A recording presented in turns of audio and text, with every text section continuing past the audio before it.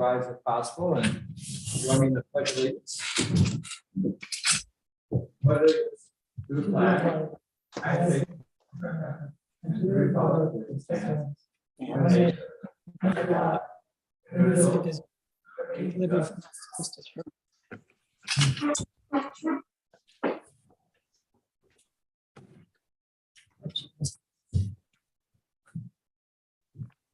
just check it. Want to make sure this is out. I want to make sure that one's. Hello? Hello? Oh, one for the minutes, right? Oopsie. As they say, right? That one. Yeah. Okay. Okay. Andrew Benson, Here. Ruth Brock, Okay. Ron Winlosey, here. Joseph Wetmore, Here. Edward Levine. Here. Okay, item 4 in our packet. Looks like we have the presentation for the Parks. Can you hear me okay? Okay, I'll keep going then. Item 4 in our packet, we have the presentation for Parks, Recreation, and Trails Master Plan. MJ Engineering with Jackie Hicks. Is Jackie Hicks there? Can someone reach over and hit the dot of the, Maybe that's Jackie. There's Jackie. Hello Good there. evening, everybody. Hello, how are you? Good. We're playing Hollywood Squares here. Okay. So no X's. Oh, there she goes. Now you're in the middle. Okay. Okay. Well, thank you for making time in your busy schedule, both of you. And I'll let you take over the controls here and walk us through this. Oh, wonderful. Thank you so much, Supervisor. And thanks everybody for the opportunity to present. I do have a PowerPoint, and if you'll bear with me, I'm going to go ahead and share my screen. All right. Hopefully everybody can see that okay. Yes. Wonderful. So I am going to take just a few moments to walk through your Parks, Recreation, and Trails Master Plan and the process, and then happy to answer any questions. I will be brief. I did take out your agenda, and you do have quite a few items on this evening. So I'm going to briefly walk through this presentation, and then certainly if you have any questions, comments, thoughts after I get through this, certainly welcome those. As you know, I'm Jackie Hicks with MJ Engineering. We've been assisting the town through this effort, and joining me today is my colleague and fellow planner, Andres Blumberg. And we just want to provide a quick overview of this overall project that is coming to a close. It's exciting. Talk through at a very high level the park concept plan, identify what is included in the draft master plan, and then answer any questions. In terms of the project overview, as you know, as the board that authorized this effort and has supported this effort throughout the duration, the intent is to develop a community-supported plan that really identifies guidance for future improvements and development of your parks, recreation, and trails. And the idea really is to rethink the physical space and any programming opportunities, to reconnect physically within the park, as well as visually to the waterfront, depending on which park we're talking about, and then also programmatically to provide the connection to the community that might be needed in the future. And then also to refocus activities within each park to maximize the space that you have, and really focus more on the activities within the park, including the pedestrian realm. There were a series of tasks that we engaged in to get through this and ultimately culminate into your draft and what we have finalized as your Parks Recreation Master Plan. Everything from understanding what your existing conditions are in each of the parks, having a series of public engagement activities to gather input from the community and stakeholders, looking at needs, trends, and then ultimately compiling everything, including concepts and proposed future strategies for your parks and recreation system. From an engagement perspective, while this was primarily a virtual engagement activity, we did offer a variety of opportunities. A project website was developed. There was an online community survey with over 440 responses. We had a chance to talk with key stakeholders in the community. There were 2 virtual public workshops that were very well attended, where we were able to interact and get feedback from the community. And we did have a chance to have an in-person opportunity. We had a pop-up table at the car show in June of last year, and it happened to be a beautiful day for that. And what we got out of that engagement, and here's just an example from one of the public workshops, we were really able to get feedback that provided direction for the committee to be able to focus and identify really what needed to be included in the concept plans. And that brings us to the concept plans. So through this process, working with the committee and Pat and CJ, we were able to identify future concept plans that identify future improvements within each of the parks, including the ball fields, Ludlowville Park, Myers, Salt Point, the Lansing Center Trail, as well as the barn field. For each of these park concept plans, we were continuing to think about refocusing, reconnecting, rethinking. We identified key principles related to the design of the parks. We looked at the existing site information, and then ultimately came up with a concept plan.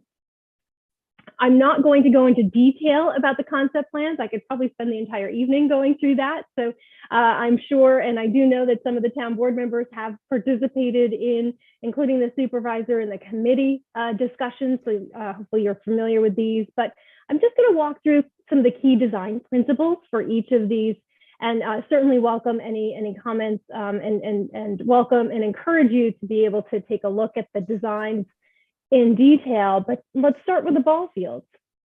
In terms of the ball fields, the key design principles were really to identify parking, formalize some of the parking, create opportunities for more parking.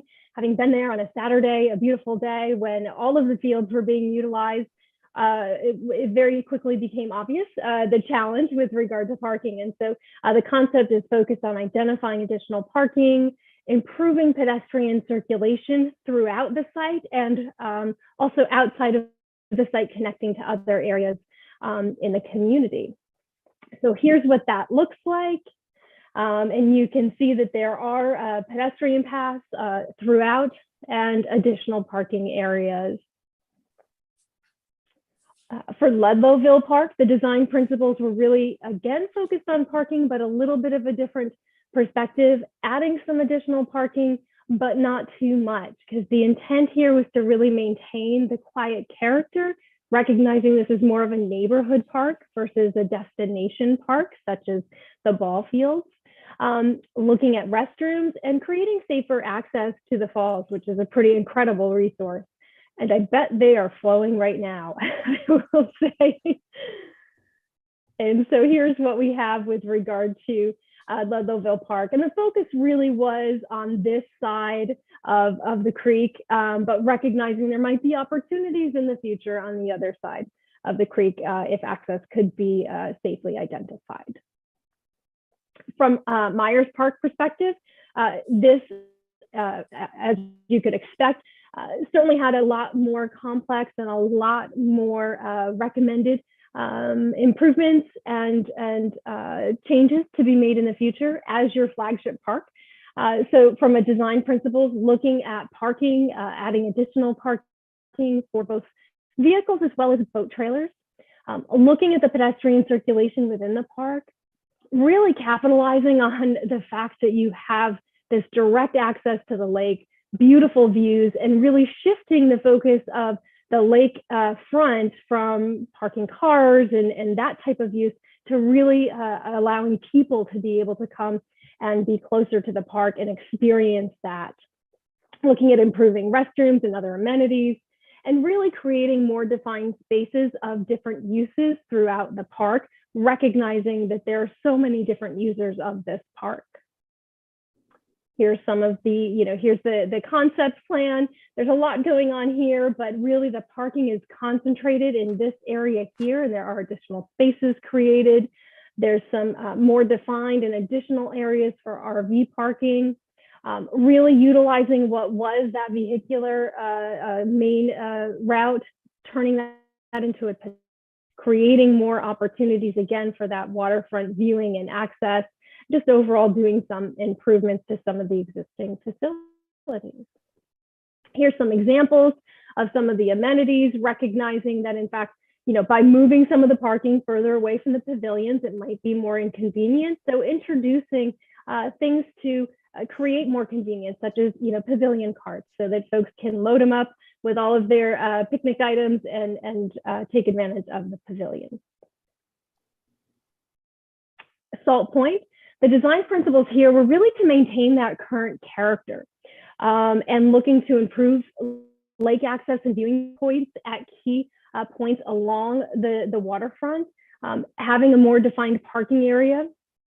Also identifying a little more parking, but being careful to not completely open that up so that you can maintain that character all the time, all the while recognizing the partnership with DEC with regard to anything happening in this particular area. So here's the concept plan for that. Parking remains in the area that it is now, a little more defined water access here for non-motorized to put in, and just improved connections throughout.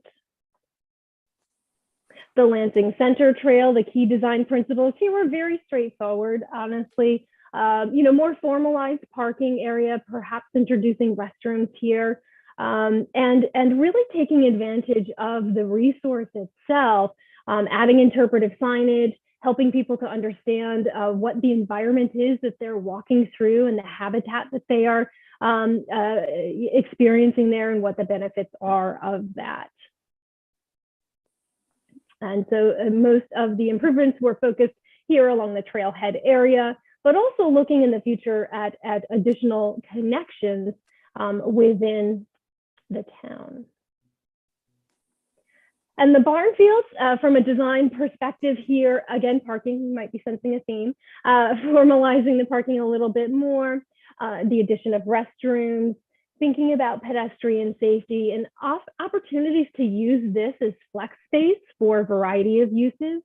So there were some additional amenities added here and some protective fencing, recognizing how close the roadway is here. And so a lot of the focus here was around safely bringing people from this kind of shared parking area across the road, being able to view, the kids playing here, creating a space for, perhaps those younger kids that might not be playing yet, a playground area, pavilion, that sort of thing. So creating additional amenities to allow more opportunity for folks to utilize this park. And one of the other things, so those are very briefly, are the park concept plans. And the overall goal of the concept plans is to identify future improvements. The intent is not that these will all happen at once, but that this is the aspiration over time to be able to integrate these improvements into your efforts overall. And in addition to each park concept plan, we talked with the committee about connecting some of these key resources and connecting nodes within your community that might be recreation nodes, but other community-based nodes, and offering an opportunity for connecting via non-motorized access, so bikes, pedestrians, that sort of thing. And the intent of this was to identify at a very high level, how those connections should occur to inform future efforts. And we do understand that there are already efforts underway at a more regional level to take a look at things such as this.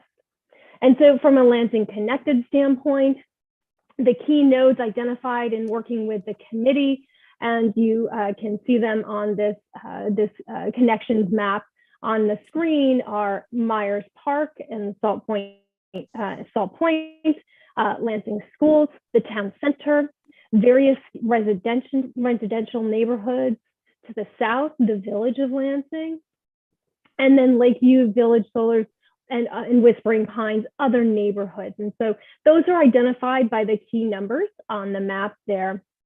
And in addition to those key nodes and connecting those key nodes, is the idea of community connections, where internally there might be within neighborhoods some gaps where if there were some shorter connections to connect, it would really open up the network and create opportunities for broader connections within the town.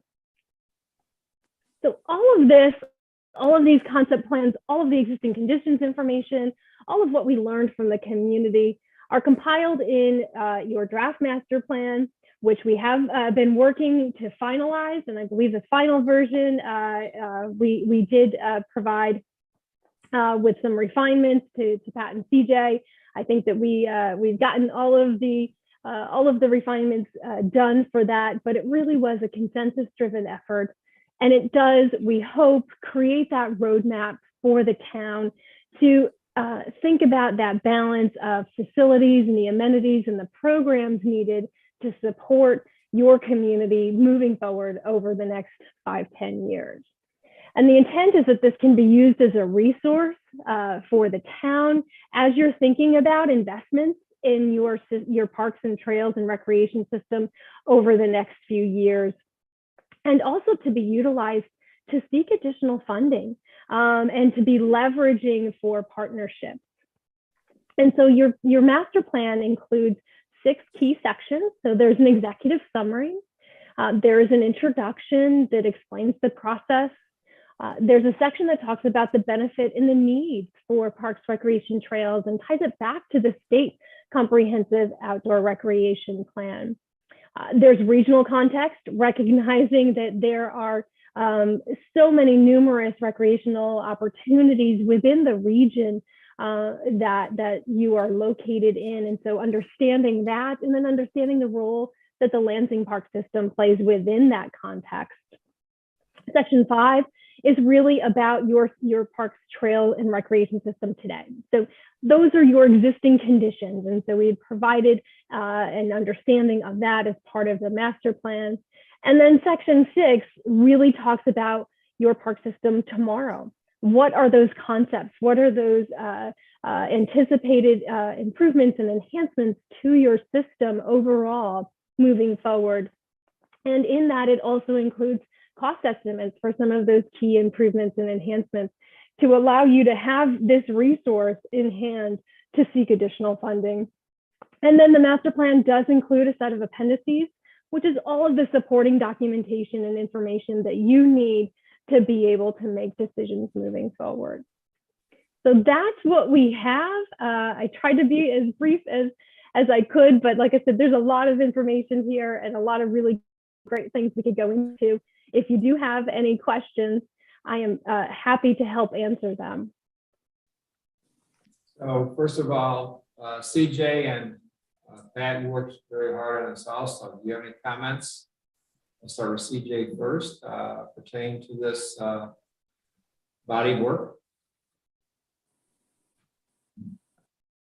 Yeah, I would just like to give a really big shout out to the Parks, Recreation, and Trails Advisory Committee. They just did incredible work, really helped steer the process, and also to department who gave unbelievable feedback.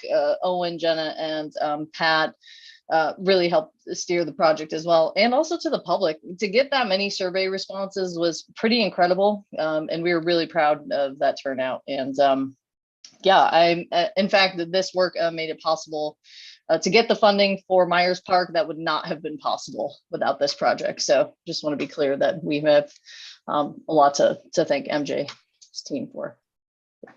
Okay, thank you. Matt, you want to add anything to this?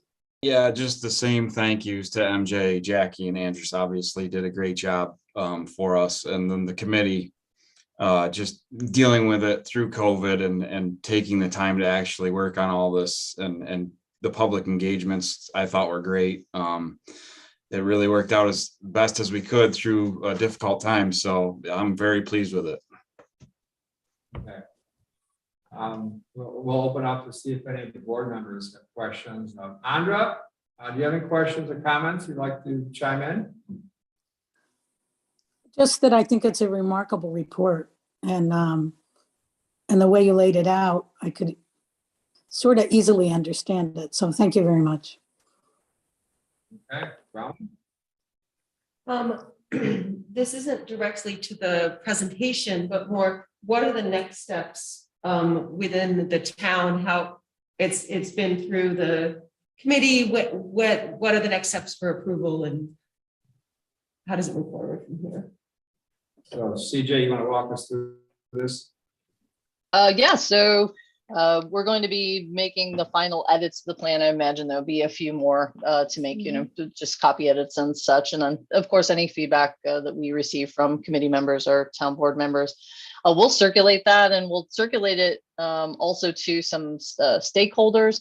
I'm thinking, Parks and Trails Network. Nick Hemholt was a big help through this. He's a tourism planner for the county and provided a lot of great feedback on the request for proposal that allowed us to bring MJ on board. So definitely like to have him take a look at it, especially because as Jackie mentioned, the county is getting ready to kick off a revisit of the priority trail strategy, which is really exciting. And we're really looking forward to being a part of that. So we're going to circulate next month, assuming that there is interest, of course, from the town board in moving forward with adoption. I've got a draft resolution basically ready to go for your consideration.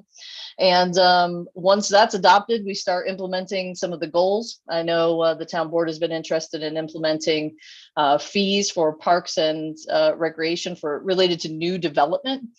So that's something that can come pretty quickly on the heels of adopting the plan. And there's of course, additional steps that we can take beyond that. But that's one of our key first steps, is getting the plan adopted and implemented. Okay. That, you want to add anything to that? I'll just add to the trails piece, since I've sat in on the last couple of meetings with the county planning trails and that committee. Lansing is far behind on trails. I mean, we're not even close to any other town at this point. So this is a great plan that we kind of pulled the trails portion in at the last minute, but it all came together really well. And that's something that the town is going to have to get better at going forward. Okay, Robin, any other? That's my question. None at this time. I don't have any questions other than to applaud everybody on what they've done so far. Okay, good. Joe? I think it's a really wonderful plan. I'm really impressed and encouraged. Good feedback on Myers Park part. I think people are excited about some of the changes there. I really like what's happening at Salt Point too. I think, it doesn't look like much, but I think it really will help that area quite a bit in terms of making it more pedestrian friendly. Concentrating the cars in one place is wonderful, and keeping the spirit of what it's been designed for already. The one part I'm concerned about is the Ludlowville Park, because it feels like that's expanding beyond being a neighborhood park. And I've heard numerous feedback from people in Ludlowville that they feel that there's too much stuff being put into that area. And so I have a real concern about that, and I'm wondering if there's room to change that at all. So Joe, CJ or Pat, do you want to comment on that? Yeah, I mean, we did our best. I've emphasized this to Joe. We put emphasis on leaving it as a pocket style park, a neighborhood park. Very minimal expansion of the parking lot, just to hopefully curb some of the resident complaints about parking along the road and that sort of thing. And really, we didn't expand much on the park other than the restroom portion. Everything else is kind of the same. And obviously creating a safer access to the falls, which has been a goal of mine for, since I started here. It's been something that was even before I came on board that was looked at, and we tried to get that done somehow with a volunteer group or a different way. So I think if you look at the survey, that's what everyone kind of the feedback was based on, getting a safer access to view and look at the falls. So really, we didn't expand the park at all. We could have. Obviously, we have land on the other side, and we have a right of way from the creek up by the other side of the Doug Road Bridge. So we tried to keep it as small as possible. I thought we did a good job. The committee, I think the committee looked at that and said, no, well, let's just keep it a neighborhood park. So that's that's all I have to say about it. Patrick, how many more parking spaces are you talking about? So the proposed parking lot that's in the concept plan is for 10 cars. I mean, realistically, we can probably fit 5 in the makeshift parking lot that's there now. So really, it's only 5 cars. And if you talk to any of the residents of Ludlowville, that's their biggest complaint, is the parking in front of their properties along the road going down the hill. So we didn't try to overly expand the parking. We just tried to make it minimally better and, just minimally bigger and not take away from the park, because there isn't a whole lot of real estate there where the parking lot is. Anything else, Joe? Well, I understand that you guys put a ton of work into it, and I understand that you're trying to deal with some of the concerns of the residents, and I'm hearing other concerns as well. There's certainly concerns about parking.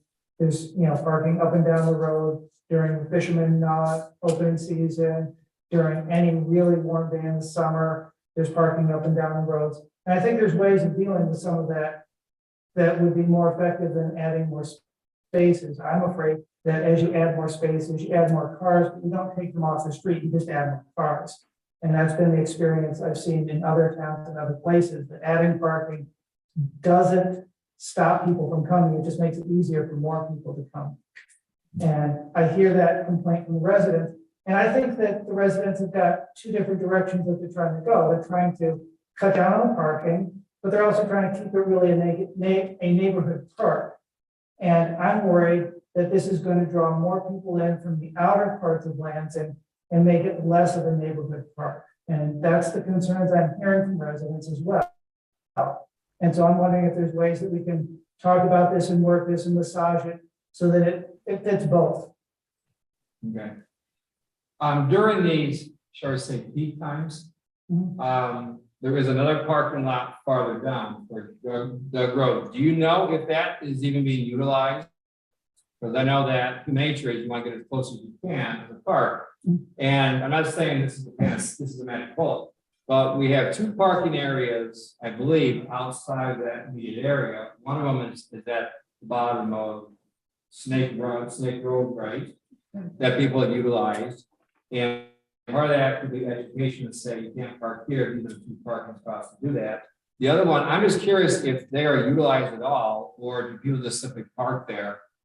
And how can we remind people that this is not a place to park and park farther down on that? And they'll have to walk to the pocket park. I'm not, like I said, those are just things to consider if they are being used. If they're packed, don't know what the other options are as far as that goes, unless you look into the police officers getting people off the roads, because it's a risk. But I think part of that might be to at least educate people there is parking, but it has to be farther down and you're going to have to walk. There's actually 2 other parking places. There's the Fisherman's Access all the way down at the end of Mill Street. Correct. And then there's parking on the other side of the bridge. Correct. Down below. So there's 2 other parking areas in the area that is within walking, but those don't fill up. What fills up is going down the road towards Mill Street, fills up with cars all along the roadside. And I understand that, and maybe somehow we can re-educate or encourage people to go and park when they're supposed to be parking, and not park, because we've had other complaints on Salmon Creek Road of people parking and the car is halfway out into the road when they have, it's maybe it's a matter of inconvenience to do that. You know what I'm saying? They park on the road as opposed to moving a car and using their driveway. That is a complaint I got recently from someone that's been there. So anyway, I'm not nitpicking, I'm simply saying that a lot of this could be resensitizing people that there is parking elsewhere. I'm going to take a minute. Yes. Yep. There is parking elsewhere. You just need to be encouraged to use it. And that might take some of the pressure off of the neighborhood. But I fully understand. Here are all these people in your neighborhood, correct? Right? Mike, you had a comment or a question? Yeah, I might be able to work with the county. Obviously, it's kind of an intersection there. We can share the road with the county. We probably could put up no parking anytime sign. Obviously, it's a narrow street, you know. So try to keep people from parking there and encourage them to go to the other location to park. If you have clearly marked no parking signs, like we do coming up Brickyard, then there's something to enforce. If you have nothing, then there's nothing to enforce. And that is something we can do now. Yeah, I can reach out to Nick and see if he's willing to close his section. We can definitely close our section, which will help from the intersection down, you know. Mhm. Yeah, I think what I would like to do is I would like to get together with the neighborhood and talk about this as a neighborhood issue as opposed to talking about it as a Lansing Parks issue. Because I think when you say Lansing Parks, we got a good representation of Lansing. I'm not so sure we got as much of a representation of Ludlowville as if we talked about the neighborhood park with the neighborhood. And I would really love to arrange to have a neighborhood discussion that would bring in, should we put up no parking signs?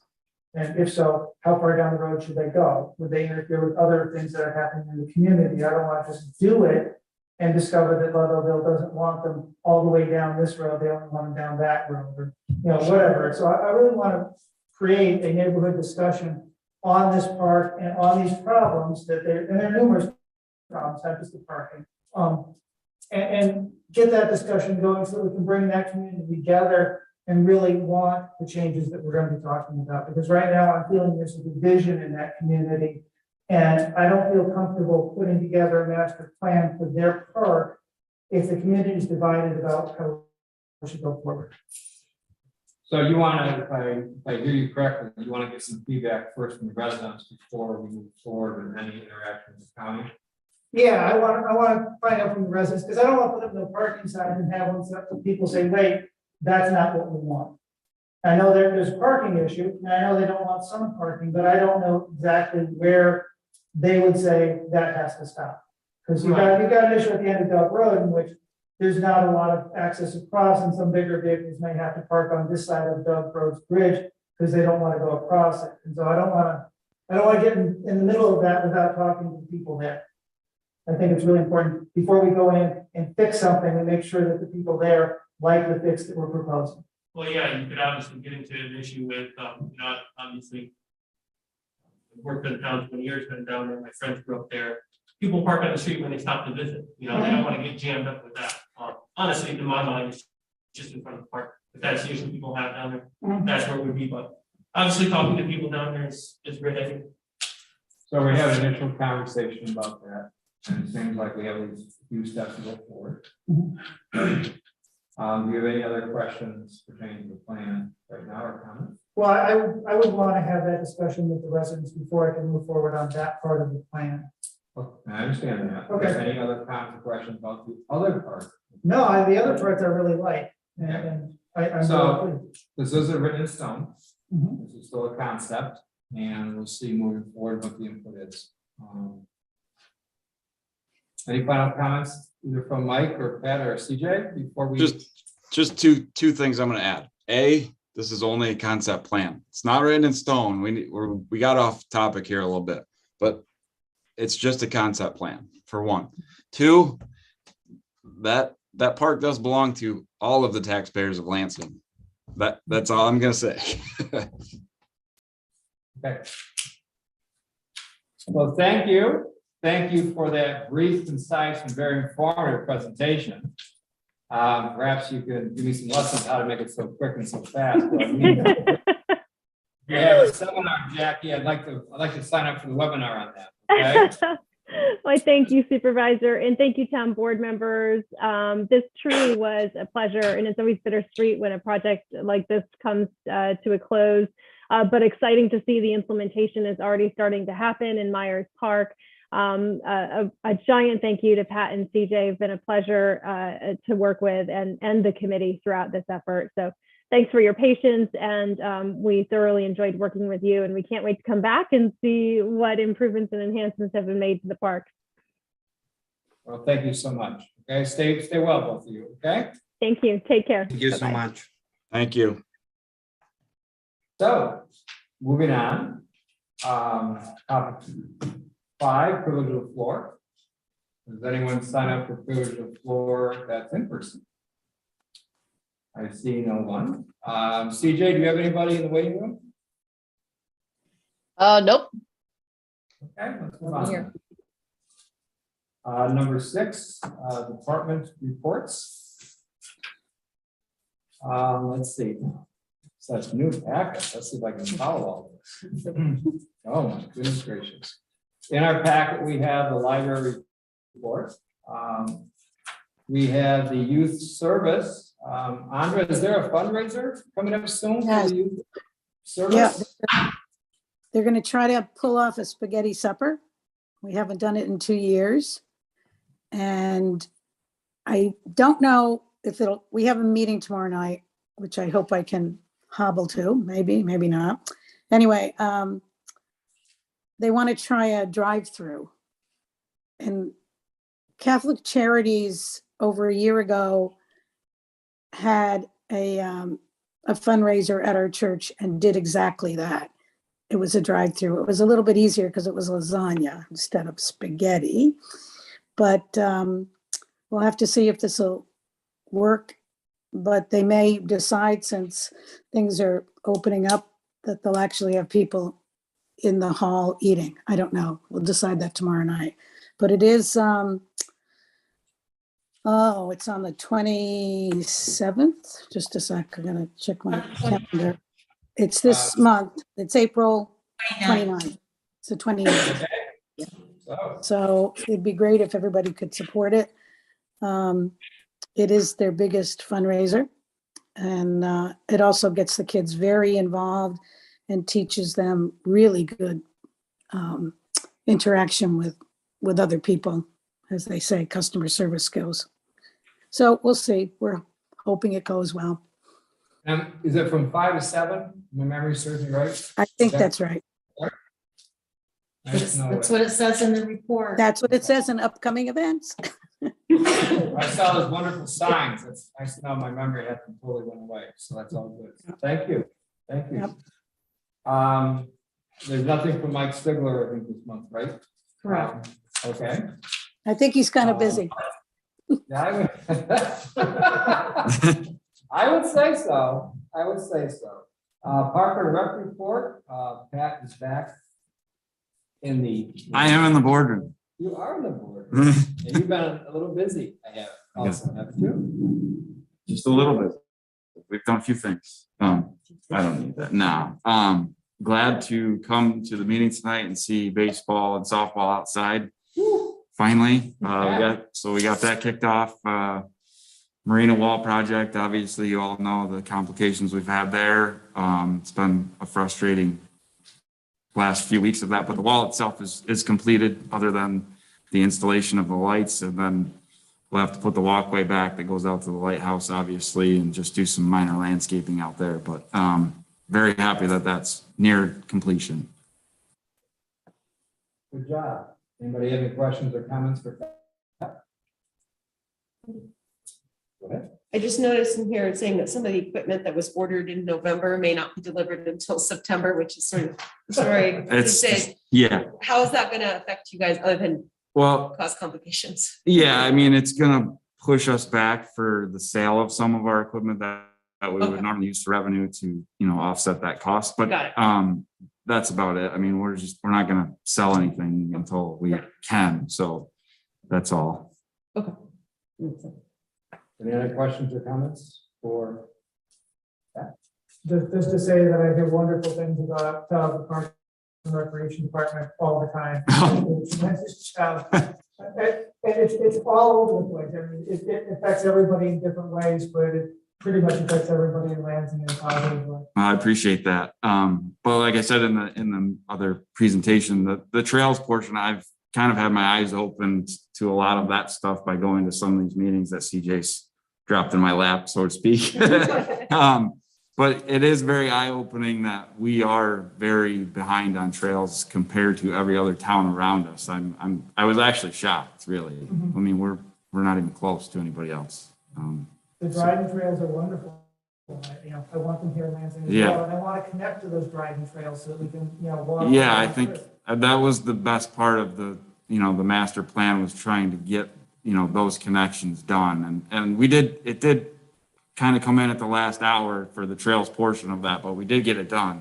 So, I'm very encouraged. So what would it take to move forward on a trails plan and start getting at least some of these trails up and running? Because I know there's some people eager to work on it, to donate land to it. So I'd like Yeah. to see how we can move that forward. I think step one is adopting the master plan, obviously, and then we find how we can get the funding to get that done. And then we bring a group of residents in and probably work with the same committee that we worked for on the master plan to, work on those connection loops and work on those trails. Good. Yeah. So, sometimes it's the right idea, wrong time. Yeah. It sounds like the right idea, right time. Yeah. I mean, obviously, I wish the town had more forethought on a lot of these things, but, Well, we are here today, so we hope yeah. it's the right time. I will say this before we segue over to our highway superintendent's report, is that the back and forth that both departments work together during the winter and shared services, which has been going on before it was mandated to have shared services, the county, how you weave back and forth on that. And if it's snow plowing or snow removal, you pivot. You also pivot back when needed for your Marina wall, project. Yeah. That type of thing, that the bulkheads. Yep. So this is a testament to the leadership of both of you, but also to the willingness of your fellow team players that they're willing to do that. Because I didn't hear one grumble of anyone. I think I think both of us have great staffs. I can't say enough good things about us, and I'm very happy Jenna's coming back Monday. It's been anxiously awaiting that one, but yeah, both of us have great staffs that work together really well, get along well at work and outside of work. So it's been great. No, it's a good group. Having said that, we're going to slide over to Segue. And so, Mike. Good evening, everybody. A little under the weather here, sorry. Debbie, I'm sorry I didn't get my highway report to you. I put something together today. It's been honestly up and down, like a month for us. Within the water district, we have repaired and replaced the water services that have failed. Still working on flood damage, finding more of it due to the February storm we have. Adding in rock here and there, we need to stabilize the road and around Culver Place. For the road maintenance, we started because it seemed to be spring, and as everyone's calling about brush pickup, which is May 2nd, by the way, the week of May 2nd. We started taking care of cloud damage in the dump off spots. Let's see. Then we started evaluating our roads and how the frost was coming out of roads for our upcoming summer work. Brushed a couple roads and actually started fixing some of the washouts and fixed all the washouts in our seasonal roads. And then we just had Mother Nature dump at least 5 to 6 inches of snow at my house. So the east side and the south side of town had a tremendous amount of snow, and the west side and down in Ludlowville wasn't hit as hard, but still everybody went out to deal with snow the other day. We did full-on training with, I think safely, UDIG New York now. Patch crew was brought in. We spent the day training there. We're required to every single year. And that's where we're kind of at. So put the plows and wings on, take them off, break the trucks down for spring work, put them back together. That's what we've been back and forth, and we'll start again. 'Tis the season. Any questions? Any questions or comments for our highway superintendent?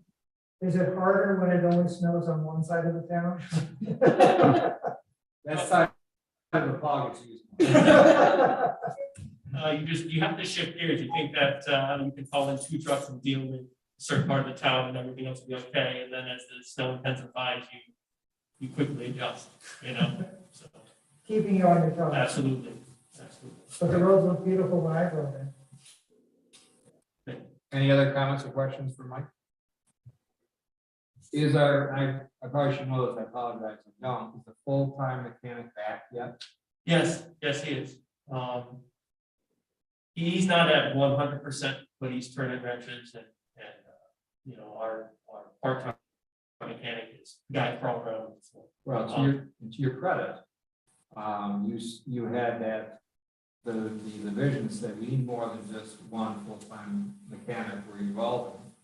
We need more help here, and it was wise to do that, because when the full-time mechanic comes down, you still have a part-time mechanic, correct, and I don't mean this in a negative way, step in and pick up the weight. So that was excellent with your leadership. So thank you.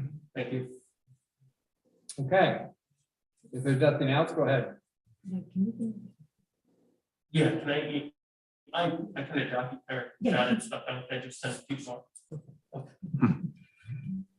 Moving on to another busy park head, CJ.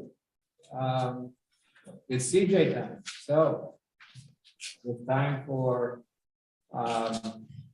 the planning and code report. So go ahead. Yeah, so there's a pretty comprehensive report in your packet. So if there's any specific questions, I'm happy to answer.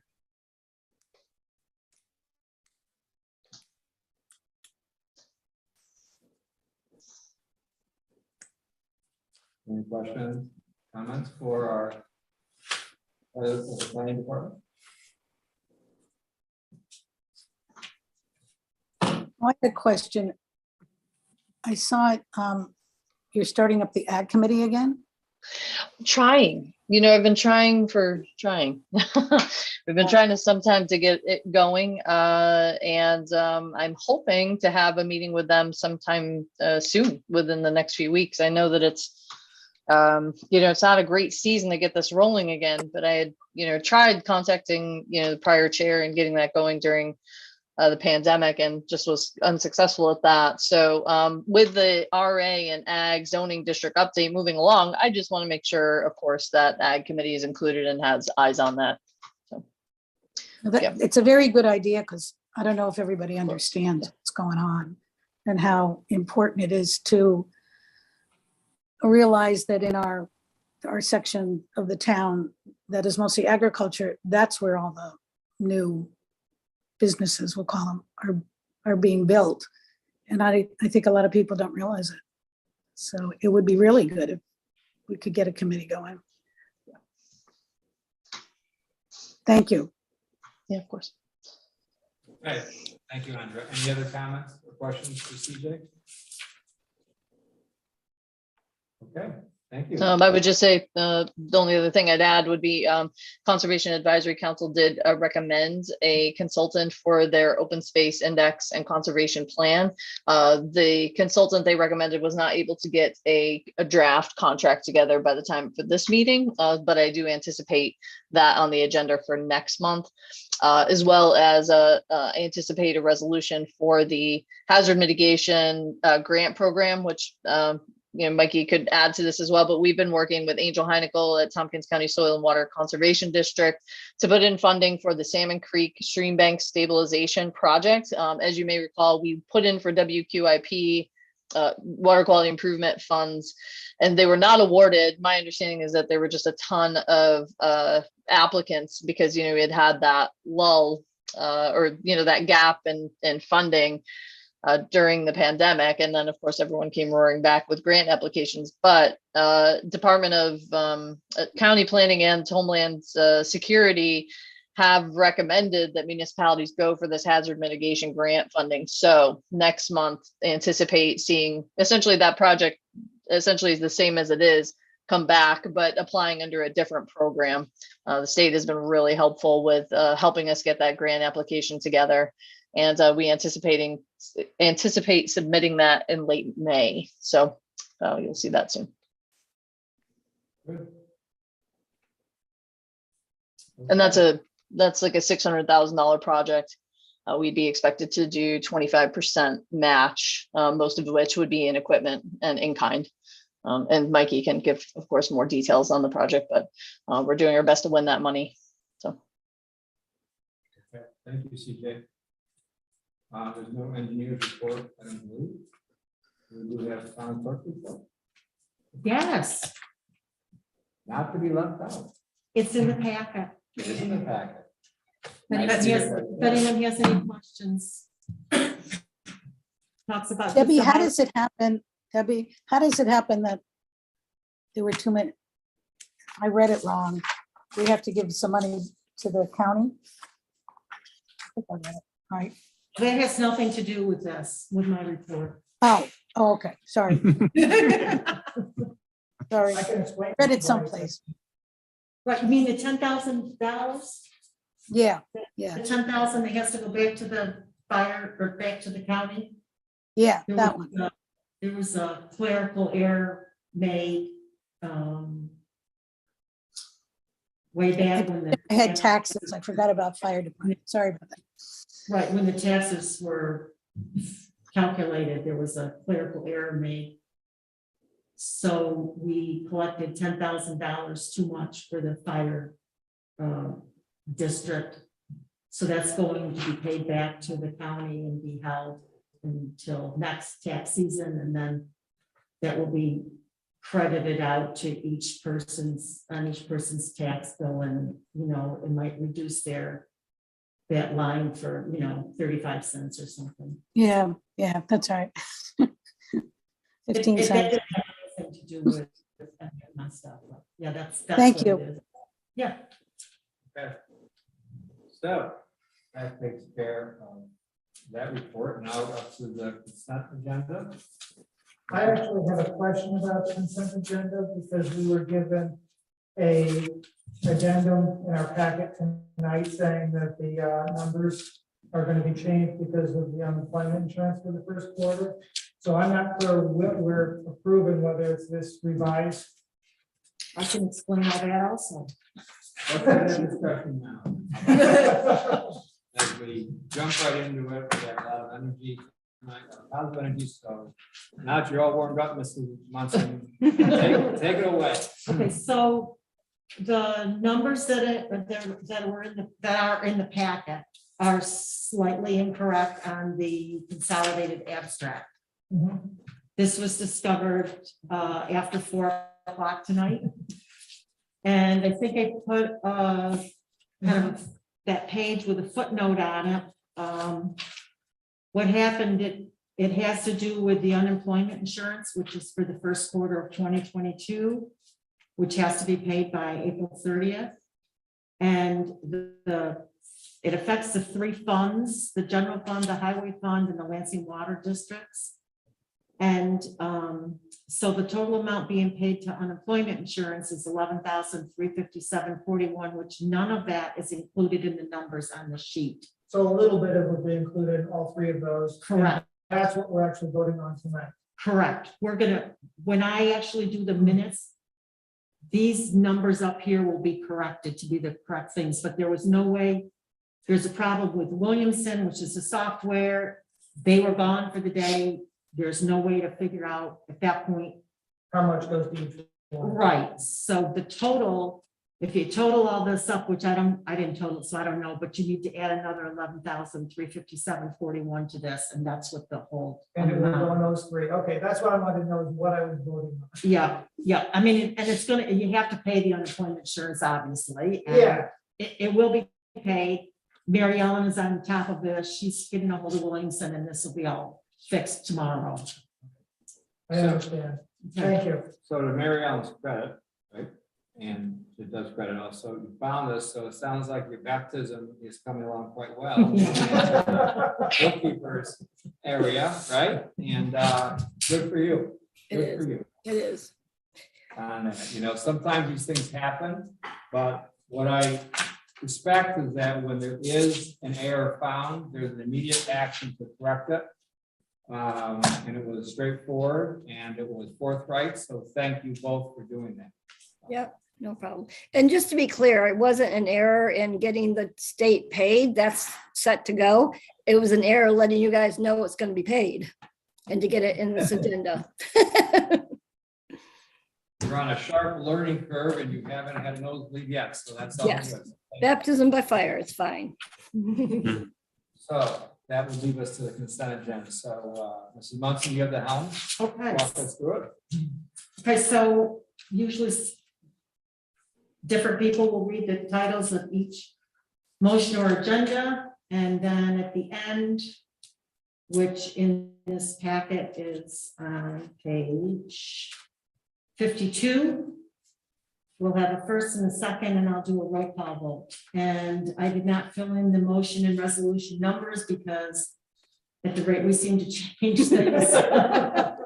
I did Silly. Well, it was a little more complicated to do it with this new software, and so it's like, yeah, I'm not doing it. But I can tell you it will cover motions M2217 to M2224 and resolutions 2283 to 2286, and the resolution approving everything will be resolution 2287.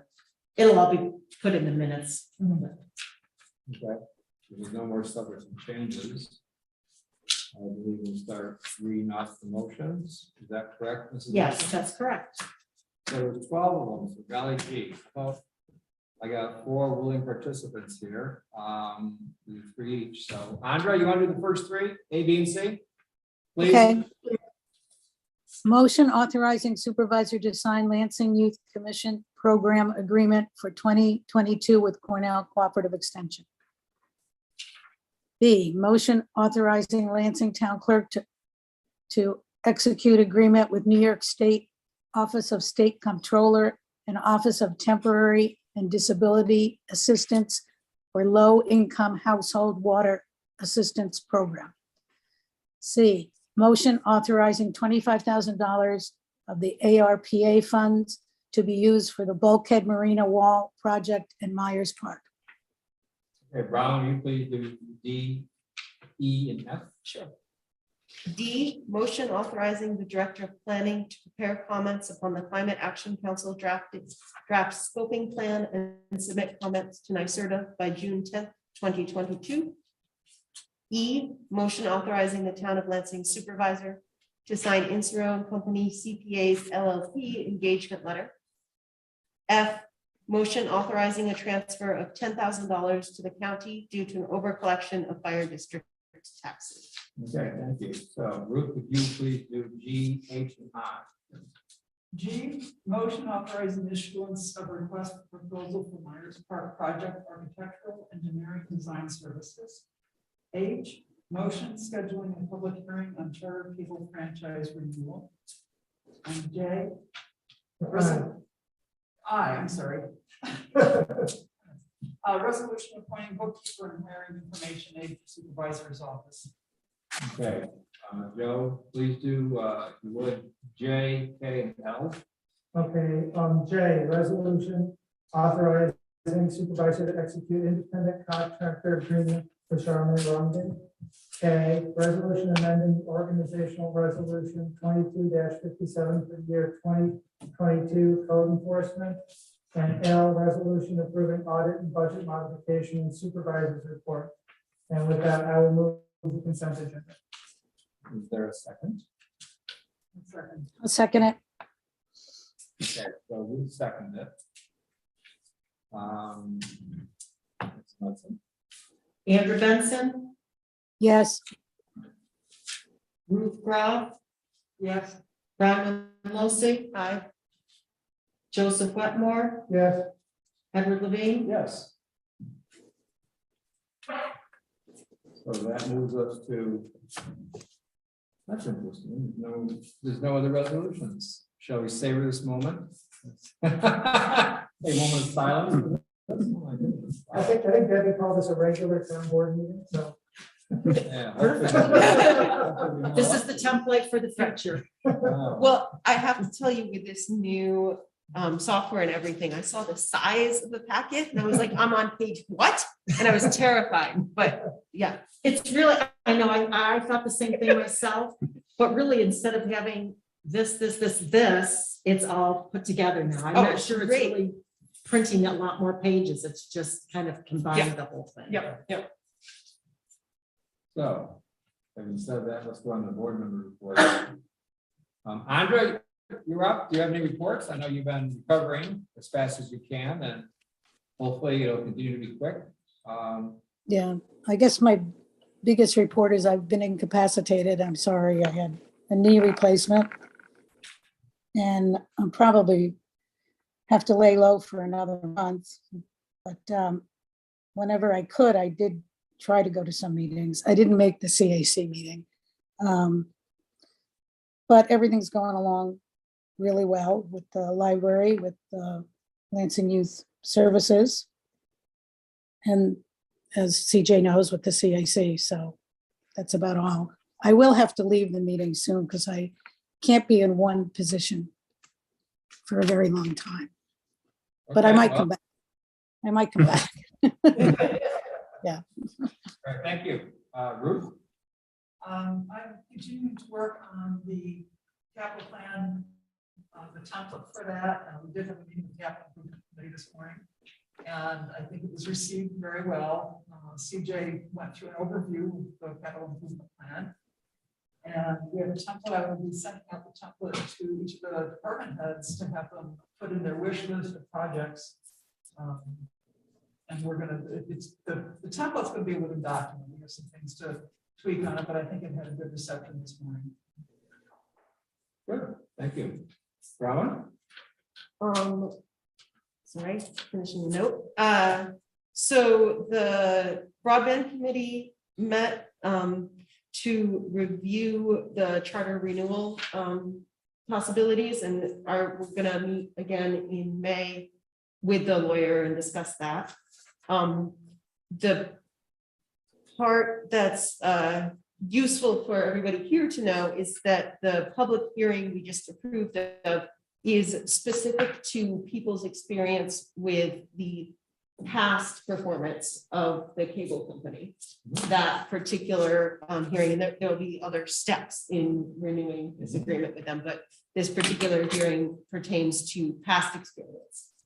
The LACPIF is meeting tomorrow, so I have nothing on that. And the ZBA met, I wasn't able to attend, but I reviewed it and wanted, I think they've talked to CJ and all, but are wanting to make their rule for their committee that masks aren't required, and they are looking forward to meeting in person again, certainly. So that is my report. Good, okay. Joe? Most of my report is in the packet. I do want to point out that there's going to be a dedication of the Robert Baker Chicken Barbecue Historical Marker on Friday, April 29th at 10:30 a.m. And I know Ed's going to be there along with Donna Scott, Dale Baker, Pat, some other people, so people should come to that. And I've been working on getting some information about geothermal heating for this building. I figured I'd just start with this building because it's the most obvious. And it's taking time to get scheduling with people, but I've been in touch with a contractor who's going to give me some ideas of what kind of ballpark we're talking about and what would be necessary in order to make it happen. Excellent, thank you. So a lot of these committees, I'm also in the room with them. A lot of these phone calls we make at 6:30, 7 o'clock in the morning, sometimes earlier. There's snowstorms, thank God there's no snowstorms late at night, so I appreciate not the 5:30 phone calls, amongst other things. But a lot of stuff goes behind the scenes, such as being on the air service board and seeing how travel is, and see how the airport's doing, and see how they try to capture more flights, that type of thing. It's an ongoing process, especially when you have a lot of the different airlines fighting with the same loan. It's an interesting dynamic. Same thing we do it with the area economic development group. They're looking over the proposal for the broadband line now to see where that goes. Some disheartening, once again, we have to be nimble. Materials are not available for pipes expansions. And if they are, we don't know if there'll be enough of them for anything. We may have to revisit consolidated water industry again. Because the price has gone up because of the price of materials and the unavailability of materials. The good news is though, I believe Mike has enough pipe for plugging leaks. God forbid there are some, but not for expansion. We had a whole list of stuff we were going to do. We mean the highway department, by the way. Another thing that they do besides scrape roads and plug holes, and to basically go over certain places like on Buck Road, amongst others where they are vulnerable to the breaks. And also dealing with the emergencies of the flooding we had recently, the lake level, which is up again, and trying to work with the state to basically lower what the flood level is on this, amongst other things, find the scenes to do that. So we're working on a lot of different things as far as that goes. This year, though, it's going to be interesting. Also hearing private contractors are having a terrible time with materials. And the pain is, it has switched from the virus over to the economic pain. You can't get the materials, they're so expensive that for a lot of people it's cost prohibitive. So we're at the next phase of this, but it's still a long way to go. And we still have to continue to do what we're doing, which is use all our expertise to basically do a lot with very little. So we're very fortunate to have such a great crew and have great leadership in all the departments. So we're having that, that's a glimpse of my work. Moving forward on this, it's a little bit too soon for the budget. We haven't even got anything from sales tax this year for January. But we'll see where all this goes. In the meantime, we keep chugging ahead, giving service to our customers, and hopefully we can keep our roads maintained amongst other things. Salmon Creek concerns me a lot because there's been a lot of stabilization down there, and it's almost like Mother Nature just swallows away, you know, and it just came right back to one of the vengeance. And so once again, we're going to revisit that. And we're looking at the ARPA money, right? The ARPA money. And one of the things that may be looked at is you have $650,000 to come up with for the park. That's our piece of the pie, right? Maybe part of somebody goes to that. I'll plant that seed as we keep going forward. And I think Mary Ellen and I both went to the webinar about you can take a one-time extraction of money. And then you can do with it as long as under the parameters, don't have to keep going back and forth. And I think they're working through this. And it's an ongoing process. What was there 2 months ago may not apply now, or the parameters are there. I know guys have been very close watch on that also to find out what we can and cannot use these things for. But right now, to brace to sell, everything is more expensive. So our budget, which we're looking at, I know we all don't like budget mods, but a lot of stuff we're going to be burning through because of the price of it. Hope they're not, but that may be there also. So I guess there's a silver lining there someplace. I just have a little bit harder for it sometimes. So that's my report. On that case, shall we go to the work session? We have town center land discussion. Is there anything to discuss with that, CJ or Guy, or something for that, for the town center land discussion or not? Do you know of anything, CJ? Yeah, so I just wanted to kind of check back in with you as town board. There's been some interest in purchasing some of the land at town center. And I believe that the town board was fairly clear, I don't know, I guess it was 4 or 5 months ago, about not wanting to offer those lands for sale. But I just want to make sure, has sentiment changed on the board? Is there an interest in revitalizing that, or putting out a request for proposal, or looking into selling those lands? And the reason why I'm asking is because it's twofold.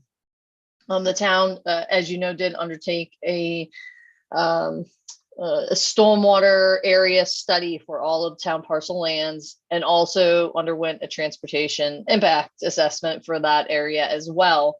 And as you may know from reading my reports and Joe's and the like, there's been a development proposal in the concept stage at the corner of 34 and 34B. So, you know, where the sheds currently are, that vacant parcel there, former pit stop, has been proposed for new commercial development. And so I'm asking because it might make sense to expand the scope of what we're considering as far as an area-wide environmental assessment versus, say, the town working with DOT to do some streetscape improvements at the intersection of of 34 and 34B, or should we be looking at a larger area? I think that's where I'm kind of coming from is, is there interest in reinvigorating the possibility of selling the remainder of those parcels? And if so, how do you want to go about that? And that's it for me. So you're talking about parcels across the street from the town hall, which the corner of 34 and 34B, talking about the sheds, is not our property, but you're talking about the ones across. Because I've been contacted initially, no communication back and forth. Can I give a presentation to the board about somebody's interested in phase 2? And are we interested in entertaining those thoughts?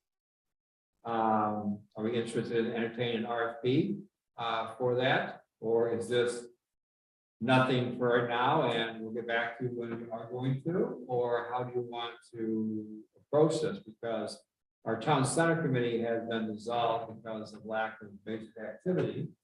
As all committees should be reviewed periodically to see if they are necessary or not. Once you form a committee, it doesn't mean it's going to be there forever.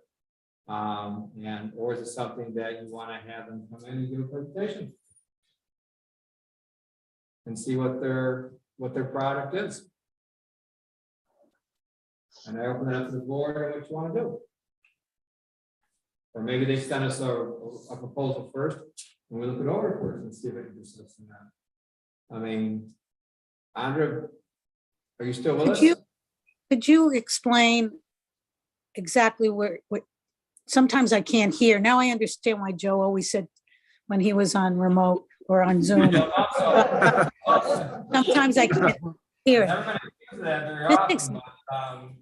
Just explain exactly where they are. Exactly. Yeah. Yeah, quite frankly. Okay. There we go. Okay, so you talk about the town center land, which is across the road from where we are now, right? Where that area.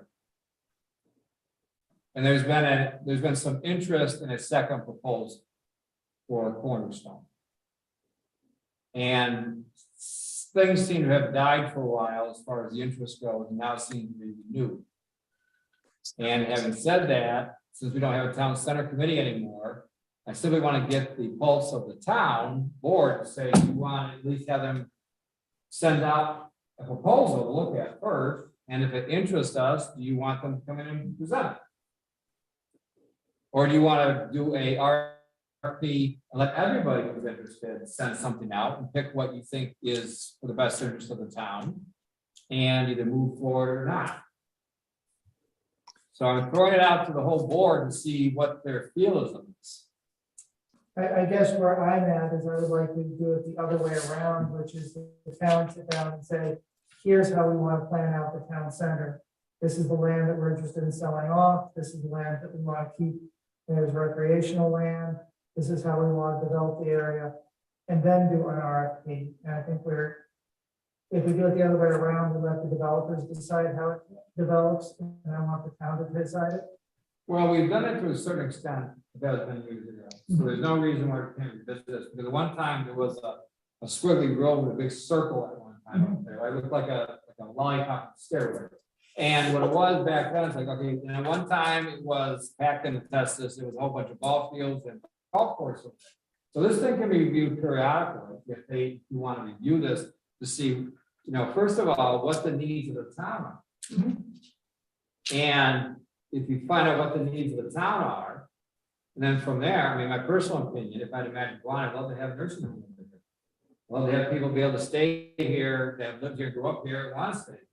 Or a care facility.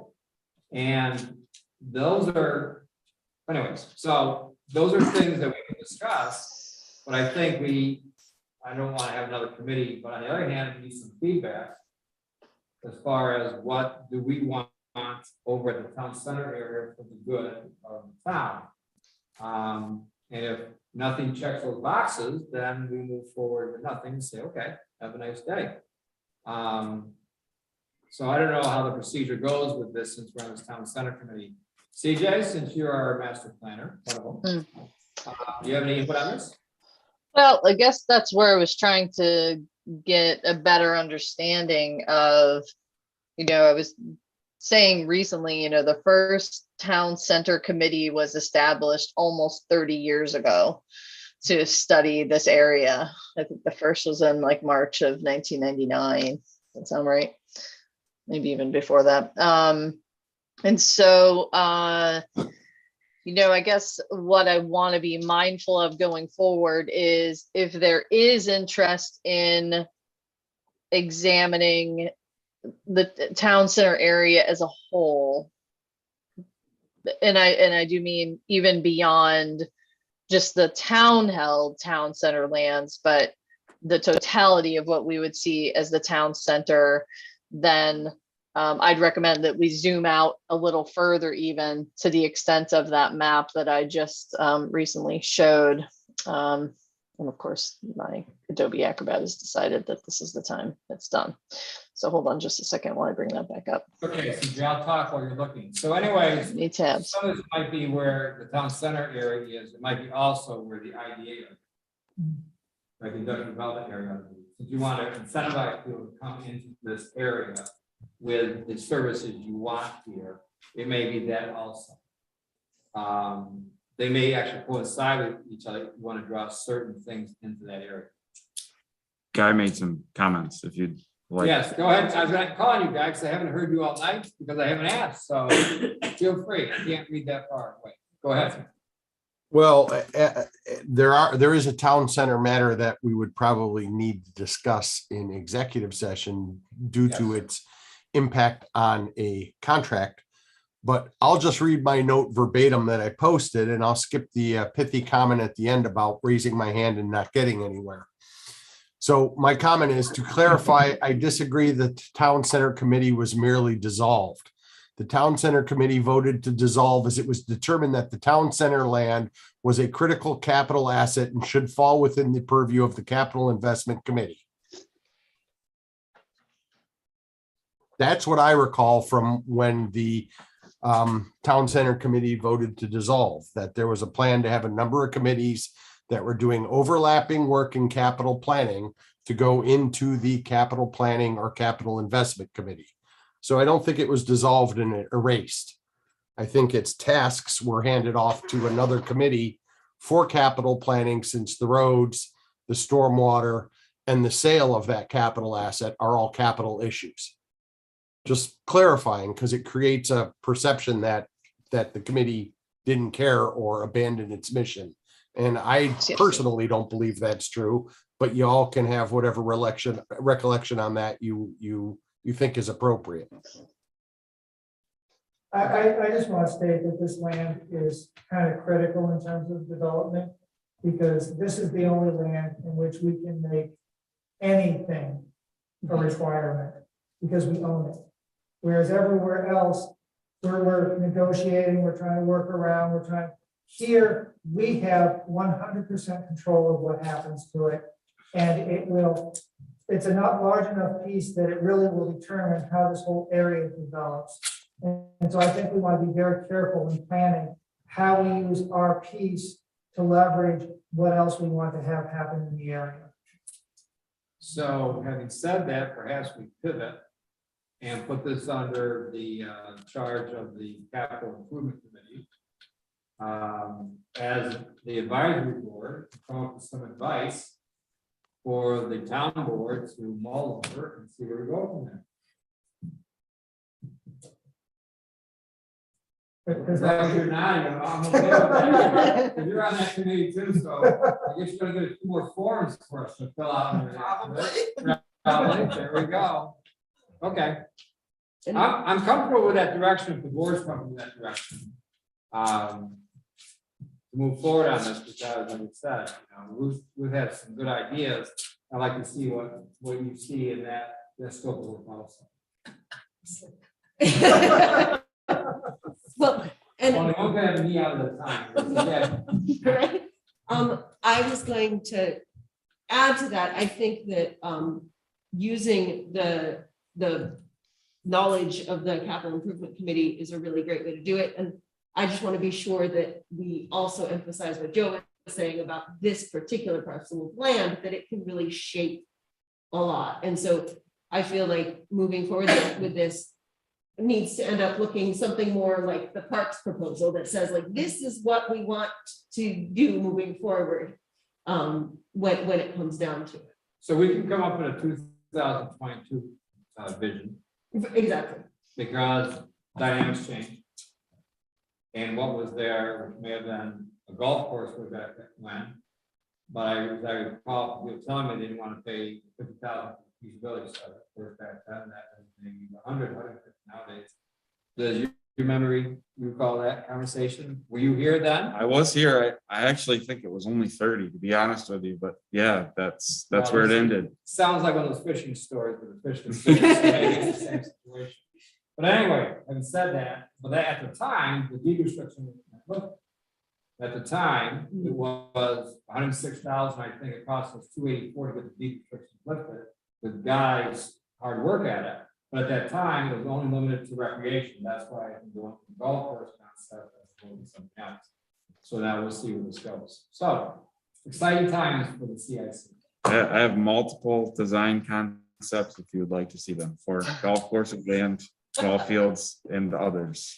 Well, and we don't have, right? We don't have enough ball fields really for this. I look forward to what your vision is for the next 20 years there. I mean, anyways, this looks like the period of reimagining everything in Lansing, isn't it? All these different areas. So anyways. Let me ask a question to CJ. Do you think it would be better to put it to the capital committee or to the code committee? The code committee being, looking at zoning and designing versus capital. And I don't have an answer here. I'm just asking where you think it would be best to start. That's a really good question. I think, I'm trying to understand the geographic extent of what we really see as town center. And I sort of have a good approximation of those boundaries from the work we did on the incentive zone recently and renewing that and the, industrial development areas incentive zone, and where we saw the boundaries of that at least were clarified. I think the reason I'm asking on a broader scale is because if we are going to coordinate with DOT on the projects, some kind of streetscape improvements at 34 and 34B, I kind of wanted to get a better understanding of where we're going, and maybe perhaps I already have it from the Parks, Recreation and Trails Master Plan. Maybe the vision is pretty clear about what you would like to see there, or where you want to see that going. I mean, maybe primarily recreational, but I don't necessarily see this as I wouldn't see this as a change to the town code. So I would say that's more a capital visioning exercise that could be, frankly, something of a longer duration consideration of what the town wants to do with that land. And frankly, I think it will just continue to rise in value, both from a recreational standpoint. I know the agricultural lands surrounding farmers have expressed interest in leasing some of the lands as well. Never mind the sale in addition of those lands. So I would say of either committee that you're suggesting to consider this, it would be the Capital Improvement Committee as we move along in that process. It may be that these circles overlap. Maybe it goes first to the capital. Then it goes, first of all, what do we envision in there, right? And then it goes to the code and say, do you really want this here or not? Because then it's the code, even though, like Joe said, we have the final say if we sell it or not. Okay, so there's tremendous leverage here from us. But when someone's looking at a property, they're gonna look at what's allowed. And us, from a capital improvement committee, will say, what do you want to invite them? And I think there is, like I said, there's a lot of potential not for redundancy. I see this as moving along faster. Because a lot of it's already done by one committee. You say, okay, cool, what do you think of this? You go through it quickly and say, well, this is good, this is maybe whatever. And you tweak it somewhat. So I think there could be input, moderate input, quick input, not paralysis to analysis. Let's go, okay, do you want to have this done or not? And it isn't like we got 15 feet on the door right now. But on the other hand, as our town evolves, what do you want to do with it? Yeah, I guess what I'm trying to say is, not looking for additional projects to take on or anything, more just like, do you really want to put a lot of thought into selling this land? Do you want to sell town center lands that are held by the town? Do you want to sell them? And that's kind of putting that out there as like a meditate on this kind of question. So Okay. Thanks. Have we massaged this enough for tonight? So we could be in for another hour. See it. Mikey's already leaving, see? All right, who's got the 8 o'clock? Hi, Mike. I'm envious. Okay, so we go to remote attendance. You want to talk about that? I think we have to. I think we have to come up with some specifics as to how remote attendance can be done, and I think Chandra demonstrates the need that we have for it right now. And we need to give her the ability to be out sick, or any of us out sick, and still be able to attend.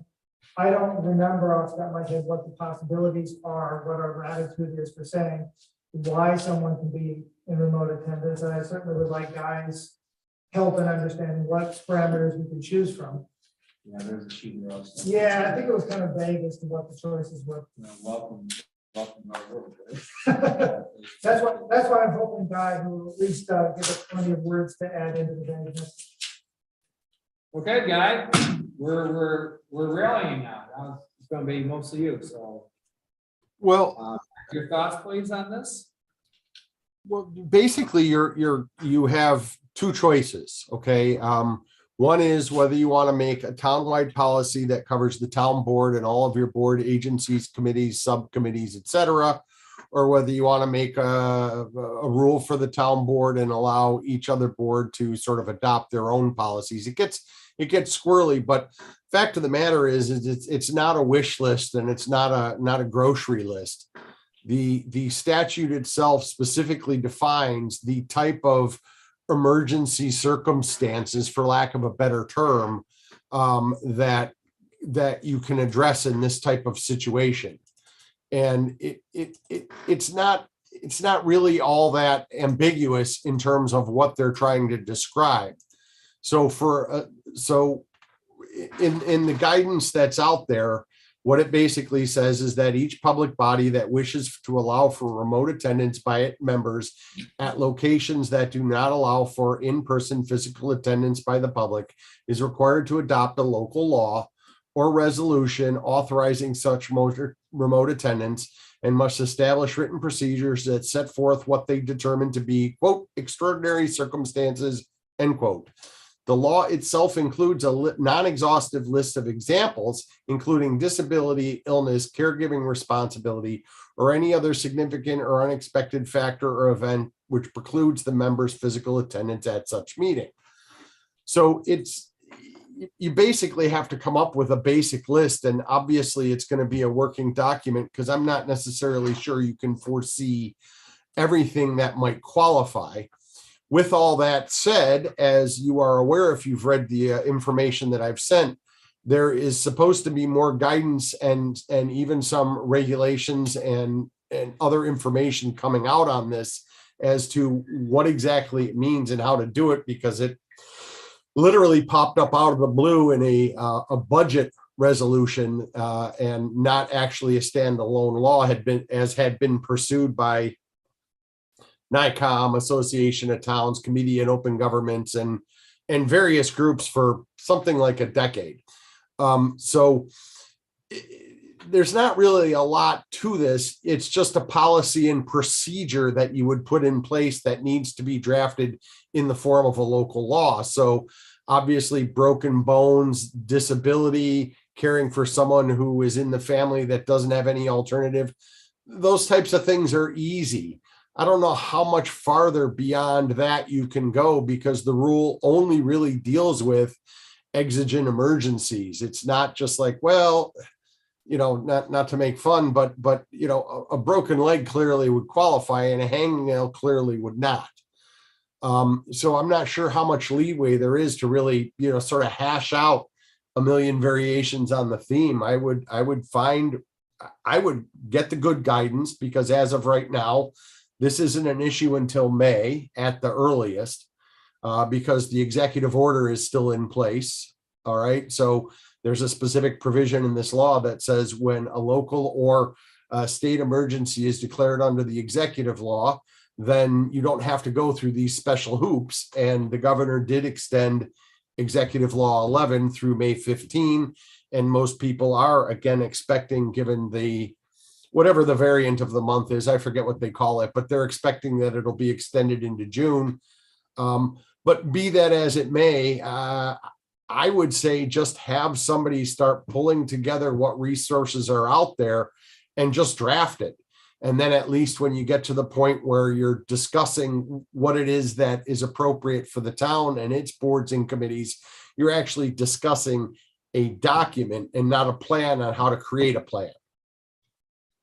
So to me, my advice would be don't try to write something like this by committee. Just give general guidance as to how far you want someone to go down that road and tell them let it rip, and have something for the board to review before the next meeting. I gotta think somebody's already started creating lists like this.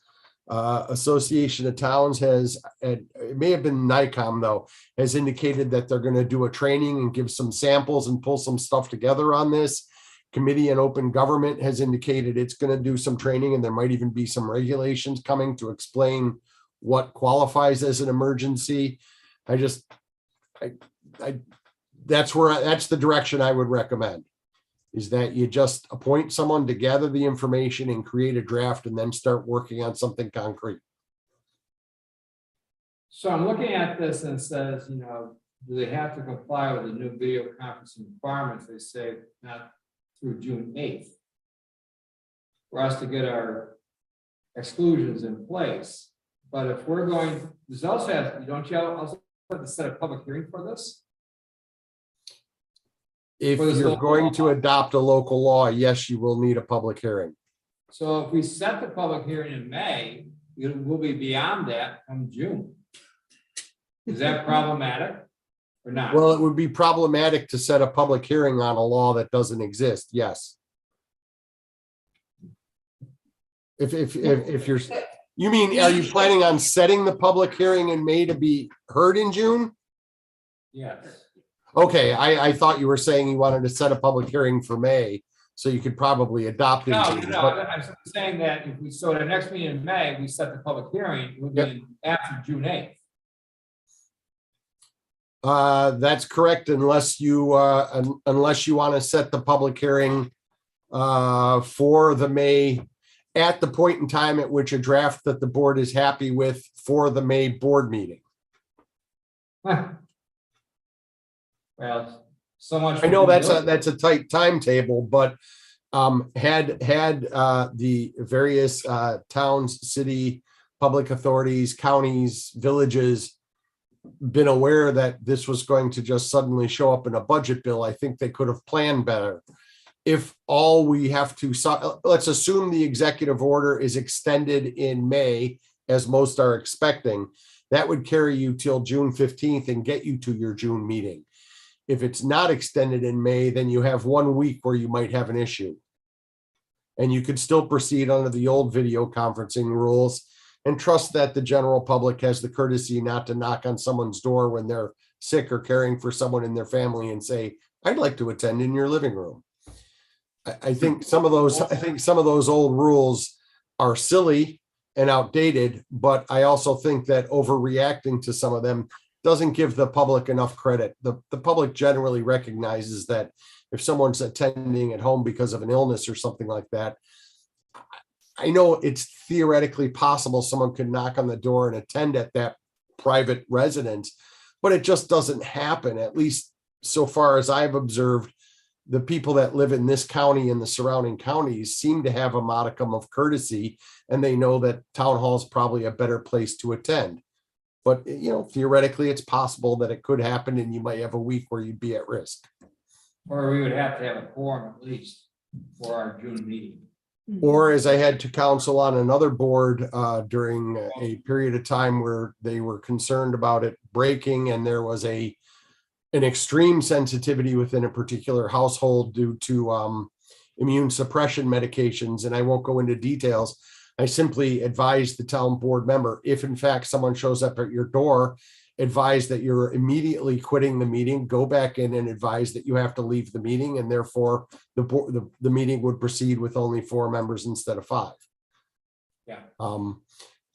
Not a great solution, but Can I ask another question in here quickly? You're gonna just, Brown had a comment on it. Well, this is just jumping off what you were saying, Ed. If we were to get this law drafted, set on in May, set the hearing for June, then if we have a quorum, we pass the local law, does it go into effect immediately?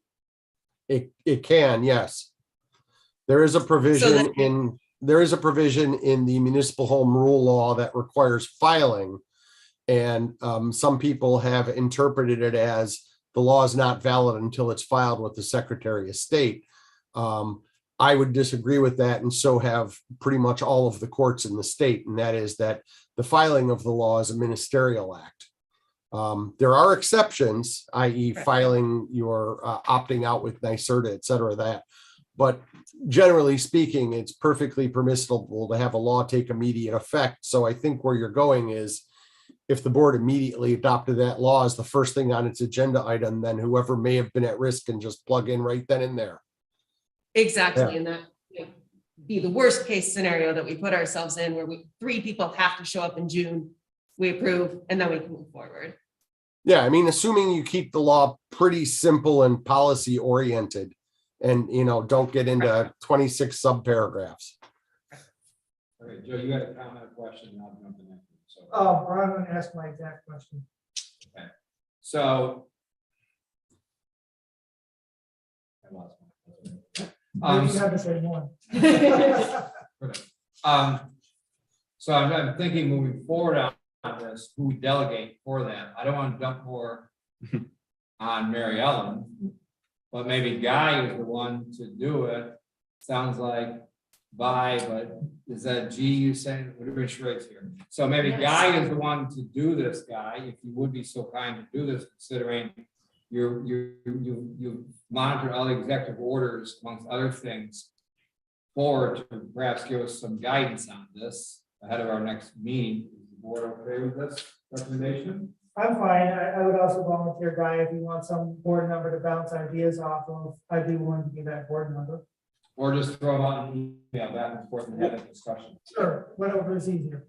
Well, then why don't I do this? Why don't I proceed to pull together what I need? If I have questions, I will consult with both Joe and Mary Ellen. So I'm getting administrative input from the people that are in charge of personnel and stuff like that, and Joe as well.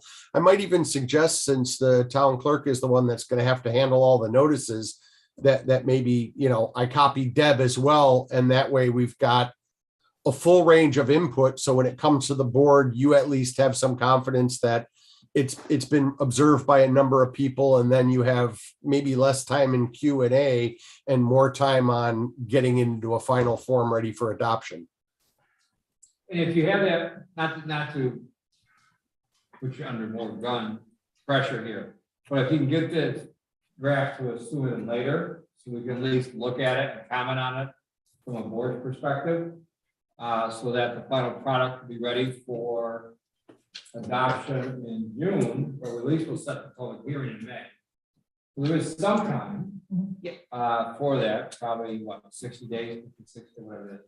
But so it gives us some time. It's not like we have to do it in 2 weeks. And who knows, by that time, there may be other information out there, there may be an extension, there may be something else, whatever. Or like I was talking about, that perhaps there's other recommendations out there. You say, that's a good suggestion, whatever. Okay, so we have an action plan going forward. We're okay with this, right? So thank you, Guy, for your leadership on this, and Joe and Mary Ellen and Mrs. Munson. So we check off the box. We have to go into executive session for, I believe, brief comments and discussion. And this is pertaining to, Joe, where's your magic sheet here? Proposal, the proposed acquisition, lease of real property when hopefully might affect it. I'll second that. Okay, and the only discussion I have is, and maybe this is inappropriate, if this is gonna be brief or just anything. Why don't we take a break? I wanted How to, about we take a vote? but before we do that, because I don't know if this, I have a question. I think it's closed session, sort of advice of the attorney, question for the attorney. So can we move into both? How does that work? Yes. Well, Okay. the distinction between an executive session and a Right. closed session is real, but odd. So they are two separate things. So you'd need a separate motion to go into closed session. You could do that either before or after the executive session. I guess theoretically you could vote to do both of them and then just move seamlessly from one to the other. You would have to come out of each session, then sort of go back into the other. It's a little, putting form over common sense, but that is the process. So just decide what you want to do first and just do it by the numbers, I guess. I don't know what the topic is. So if there's a reason that if the legal question relates to the land issue, then probably you should do that one first. No You have relation. you have to give a reason why to go in closed session. Or Just do you simply advice. say advice Just and counsel? advice. Consulting with counsel is a closed session because it's a privileged, it's an exemption from the open meetings law, not an exception to the open meetings law. So long as it is actually legal advice or attorney-client work product. In other words, only the people that attend it can only be officers and employees of the town. Okay, if someone else is there, then the privilege is waived, then there's no reason for a closed session. Okay, so how about we go into a closed executive session first, come back out, and we'll have to go to closed session. And who do we want to join us? Like, obviously, guys, anyone else? I don't know about closed session, but I think executive session, I mean, Patrick can go. I don't think you're important, don't get me wrong. I think also probably, I don't know, Mary Ellen is needed for this. She might want to get home. She is. I She think is she is home. home. I saw the cat in the background. There you are. I'm There she sure- is. I'm sure- From home. I don't think you're gonna be necessary for this executive session, Mary Ellen, unless I'm mistaken. Debbie's waiting for you, so she didn't do. Yes, Debbie, you may go with gusto, skipping out the door. And it's not even 8:30, so you want to take a picture of this with your phone and mark it down. Well, only if we do a vote. Come on, guys. Still have to do that. Yeah, but are we gonna, I just have a question before we do the vote. Are you gonna do are you now going to say you're going to executive session and closed session and do all of it at one time? Or are you gonna go to executive session, then come out and then, We're gonna come out and come back in. okay, so then when you come out, Guy will. Yes, I will provide that Yep, information. Take me, Yep. give me all the information. Yes, Okay, so right now on the table, we have a motion made by Ed, seconded by Joe to go to enter executive session to discuss the proposed acquisition, sale, lease of real property when publicity might affect value. yes. Okay, all in favor? I, I Thank you. Opposed? Okay,